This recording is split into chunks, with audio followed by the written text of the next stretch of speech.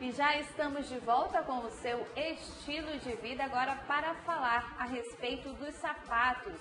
Por muitas vezes, algumas pessoas deixam que a vaidade fale mais alto que o conforto e a própria saúde. No entanto, nós precisamos conhecer os riscos que o uso inadequado de sapatos podem ocasionar para a nossa saúde. E para nos dar dicas e nos alertar a respeito deste assunto, convidamos o Dr. Diego Cabrejas para falar para a gente a respeito disso. Tudo bom, doutor? Bom dia. Tudo bem, bom dia. Obrigado. Seja bem-vindo ao Estilo de Vida. Obrigado pelo convite, falar de um assunto tão importante para a população feminina, principalmente. É verdade. A gente tem aqui alguns modelos de sapatos, a nossa produção providenciou para você aí de casa, e a gente vai estar comentando um pouquinho a respeito de cada um deles. A gente tem aqui saltos médios, altos, plataforma, rasteirinha, sapatilha também, a gente vai comentar um pouquinho sobre cada um deles. E doutor, quais são as principais doenças que podem ser causadas à nossa saúde por conta do mau uso, né, do uso incorreto dos sapatos?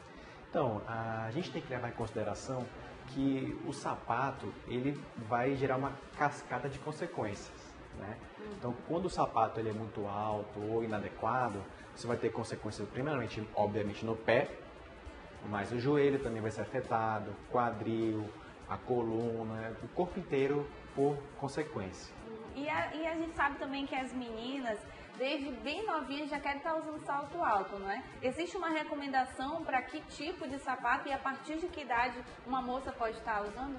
O ideal é que se aguarde pelo menos até o final do crescimento, da maturidade esquelética, que a gente chama, né?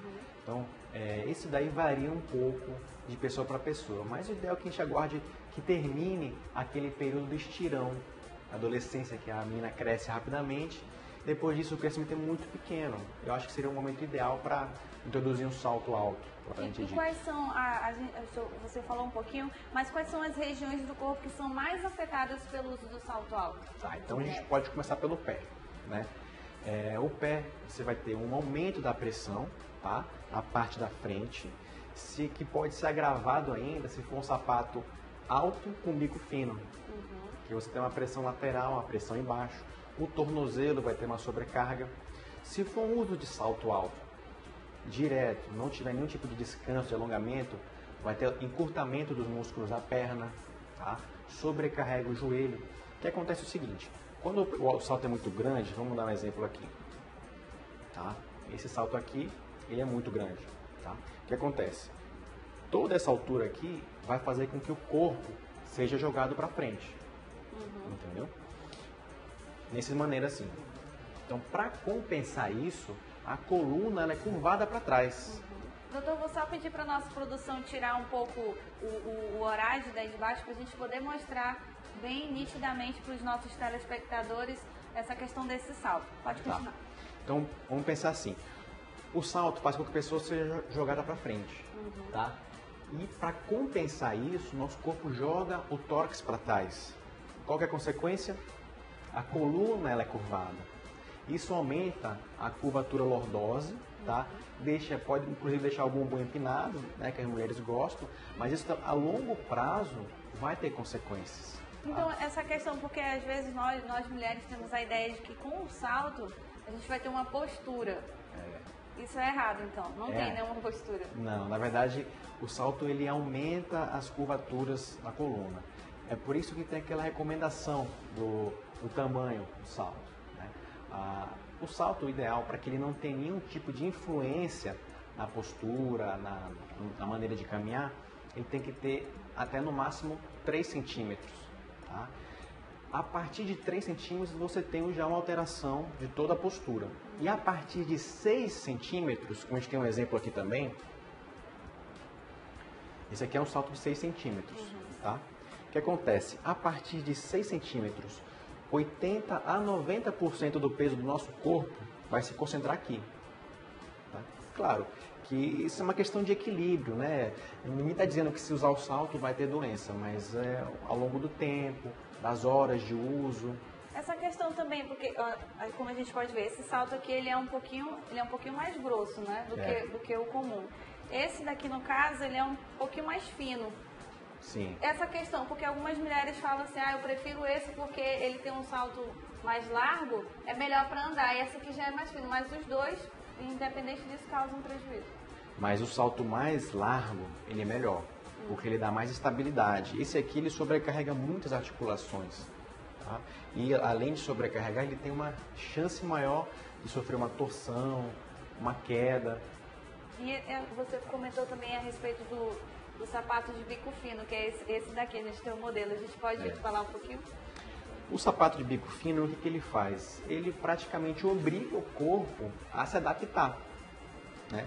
Então, se você usar poucas vezes no jantar, não vai ter um prejuízo. O problema é quando a pessoa leva isso a uma rotina.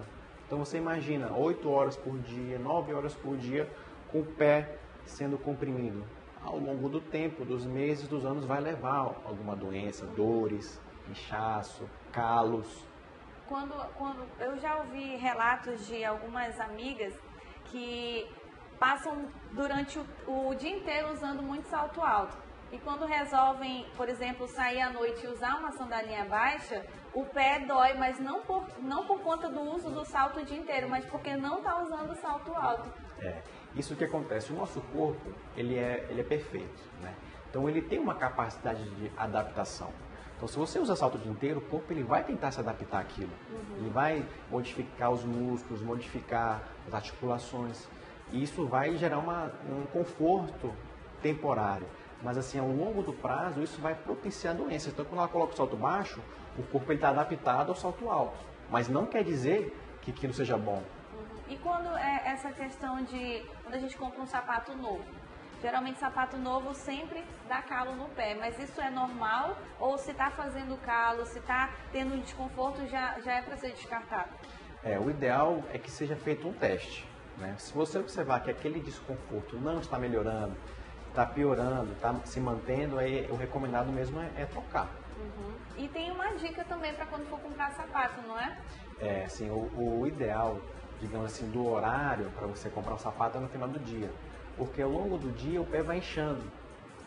Então, se você comprar um sapato na hora do almoço, por exemplo, e você for usar ele depois, quando for lá pelas 5, 6 da tarde, vai estar doendo, vai estar apertado. É importante o horário também. E as sapatilhas, elas escapam dessa questão de fazer um dano aos pés? Porque a gente está falando especificamente agora de salto alto, né? E a sapatilha? Bom, digamos que é melhor do que o salto, né? Ela não tem essa sobrecarga, mas ela também tem que ser um sapato adequado, com uma altura boa, né? Tem que ter cuidados também, como ele é bem confortável. A gente vai pedir para a nossa produção colocar aqui a nossa primeira tela para a gente comentar um pouquinho. A gente vai falar sobre plataforma. A gente tem até um sapato bem parecido. Ele aumenta o risco de queda, como nós falamos, tira a estabilidade da caminhada, reduz a mobilidade e altera a forma de apoio em matar borrão dos pés, que é esperado no andar normal. Né? Isso foi o que a gente já tinha comentado. A nossa próxima tela interativa, a produção, vou pedir para colocar o salto alto com bico fino, que foi esse que a gente mostrou. Comprime os dedos, tem essa questão de comprimir os dedos, né? E acaba ocasionando alguns tipos de doenças, não é? A gente pode falar também do joanete, né? Hallux valgus, que é consequência, uma das causas principal é a compressão mesmo do sapato, bico fino. E o que esse joanete, ele tem algum tipo de tratamento? Algumas pessoas dizem que volta ou não? Então, o tratamento dele, o objetivo que é? Interromper que ele continue aumentando, né? Existem, por exemplo, afastadores que eles funcionam para diminuir um pouco o desconforto, mas ele não tem, digamos, cura. A gente consegue interromper o avanço, controlar as dores, a inflamação, dar mais conforto. O que é que acontece nos pés para ter essa formação do joanete? Então, o joanete, ele é, na verdade, uma alteração do alinhamento dos ossos do pé. Tá? Então, tem dois ossos que começam a desalinhar. Não é, digamos, um osso novo, porque às vezes a pessoa acha, vou tirar o joanete.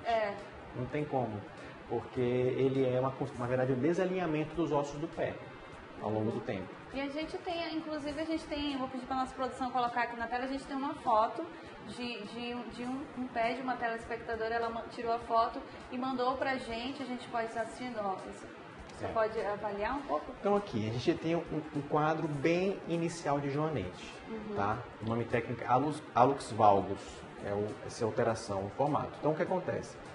O osso do dedo do pé, o dedão, ele deveria estar nessa inclinação. Ele sofre uma alteração, ele vai virando para o lado de cá. E isso vai dando a impressão que está aumentando esse osso. Mas não é a doença em si. A doença é a alteração da direção do pé, principalmente pelo uso de sapatos apertados. Inclusive, até interessante isso que nos estudos dizem que a população indígena não tem hallux valgus. Por quê? Porque eles não usam sapato apertado. É verdade. E você aí de casa que talvez tenha alguma dúvida, se quiser também tirar foto dos seus pés e mandar pra gente, que pode servir como exemplo, a gente está explicando a respeito disso, que a gente tem que ter um cuidado especial com os nossos pés, principalmente mulheres que gostam de estar usando salto alto, não é isso, doutor? É verdade.